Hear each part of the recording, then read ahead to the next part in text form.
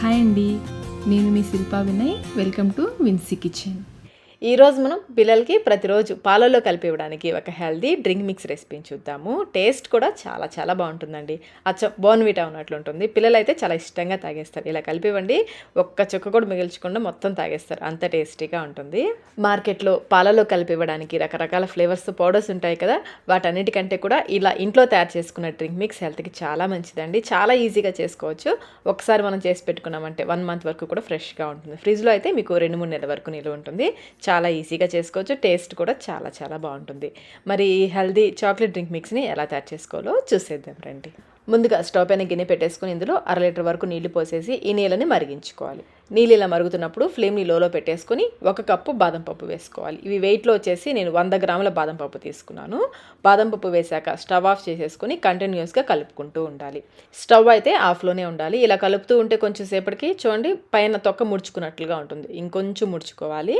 1 లేదా 2 నిమిషాలు సరిపోతుంది, మరీ ఎక్కువసేపు అవసరం లేదు.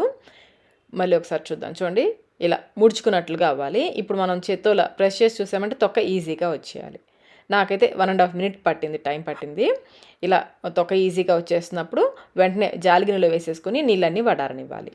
ఇప్పుడు ఈ బాదం పప్పులకి పైన తొక్క తీసేసుకోవాలి. తొక్క తీసిన తర్వాత ఈ పప్పుల్ని ఒక కాటన్ క్లాత్ పైన కానీ టవల్ పైన కానీ వేసేసుకోండి. ఫాస్ట్గా తీయాలి, పప్పు నానిపోకుండా ఫాస్ట్గా తీసుకోవాలి. ఈ పప్పులను అయితే ఖచ్చితంగా టవల్ పైన వేసుకోండి. ఎక్స్ట్రా తడేమైనా ఉంటే క్లాత్ పీల్ చేసుకుంటుంది. ఒక్కొక్క పప్పు తీయడం కష్టం అనుకుంటే ఈ పప్పు అంతా కూడా ఒక క్లాత్ పైన వేసేసుకుని చూడండి ఈ విధంగా వీడియోలో చూపిస్తున్నట్లుగా రబ్ చేస్తూ ఉన్నామంటే తొక్క ఈజీగా వచ్చేస్తుంది. మీరు ఏ ప్రాసెస్లో చేసినా కానీ ఫాస్ట్గా చేసేసుకోవాలి. పప్పు నానిపోకుండా ఫాస్ట్గా చేసుకోవాలి. బాదం పప్పుని తొక్కతో పాటు వేసేసామనుకోండి, పాలలో కలిపినప్పుడు చిన్న చిన్న ముక్కలుగా మనకి మధ్య మధ్యలో తగులుతుంటుంది. అందుకని నేనైతే ఖచ్చితంగా పొట్టు తీసేసే పైన తొక్క తీసేసే వేస్తాను. మీరు లేదు పర్లేదు అనుకుంటే పొట్టుతో పాటే ఈ బాదం పప్పు తొక్కతో పాటే వేసేసుకోవచ్చు. అన్నీ తొక్క తీసేసుకుని ఈ విధంగా టవల్ పైన వేసేసుకోండి. తడేమన్నా ఉంటే పోతుంది. ఒక 5 మినిట్స్ దీనిపైన ఉంచేయండి. తర్వాత స్టవ్ పైన ప్యాన్ పెట్టేసుకుని ముందు లో మీడియం ఫ్లేమ్లో ప్యాన్ బాగా వేడెక్కనివ్వాలి. ప్యాన్ వేడెక్కిన తర్వాతనే బాదం పప్పు వేసుకోవాలి.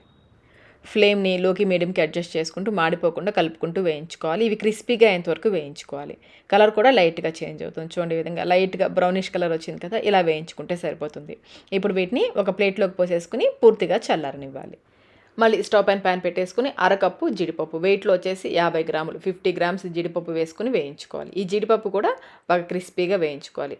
ఈ పప్పులు సరిగ్గా వేగలేదనుకోండి పొడి ముద్దగా వచ్చేస్తుంది. అందుకని ఫ్లేమ్ని లోకి మీడియంకి అడ్జస్ట్ చేసుకుంటూ క్రిస్పీగా వేయించుకోవాలి. వీటిని కూడా బాదం పప్పులు వేసుకున్న ప్లేట్లోకి వేసేసుకోండి.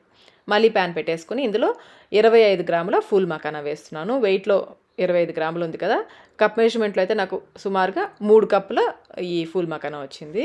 వీటిని కూడా క్రిస్పీగా అయ్యేంతవరకు కలుపుకుంటూ వేయించుకోవాలి. ఫూల్ మకానా అంటే తామర గింజలతో చేసిన పేలాలండి. మీకు అన్ని సూపర్ మార్కెట్స్లో కూడా ఈజీగా దొరుకుతుంది. హెల్త్కి చాలా మంచిది.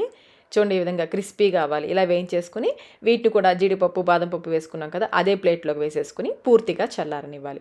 పూర్తిగా చల్లారిన తర్వాతనే మిక్సీ జార్లో వేసుకుని గ్రైండ్ చేసుకోవాలి.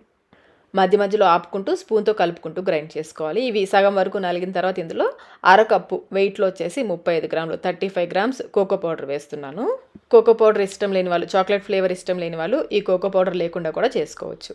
నేనైతే చాక్లెట్ డ్రింక్ చేస్తున్నాను కదా, అందుకని కోకో పౌడర్ వేశాను. ఈ పౌడర్ వేసాక మళ్ళీ ఒకసారి బాగా కలిసేలా కలిపేసుకుని మధ్య మధ్యలో ఆపుకుంటూ గ్రైండ్ చేసుకోవాలి. చూడండి ఈ విధంగా పొడి పొడిగా ఉండాలి. మీరు ఫాస్ట్గా ఒకేసారి గ్రైండ్ చేస్తారనుకోండి ముద్ద కట్టేస్తుంది. మధ్య మధ్యలో ఆపుకుంటూ గ్రైండ్ చేసుకోవాలి.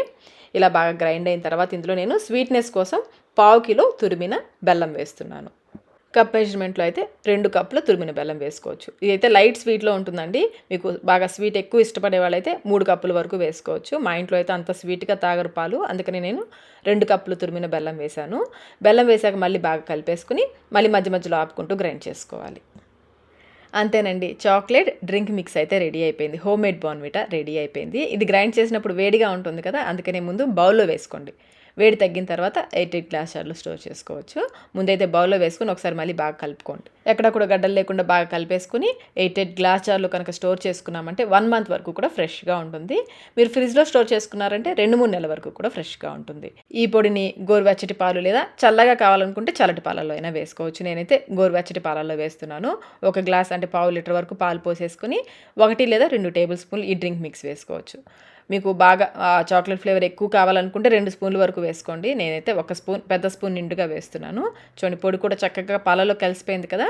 టేస్ట్ కూడా చాలా చాలా బాగుంటుంది. పిల్లలకి చాలా ఎనర్జెటిక్గా ఉంటుందండి ఈ పొడి. రోజు మనం పాలలో కలిపిచ్చామంటే పిల్లలు కూడా ఈవినింగ్ స్కూల్ నుంచి వచ్చి ఒక గ్లాస్ ఇవ్వండి, చాలా ఎనర్జెటిక్గా అయిపోతారు.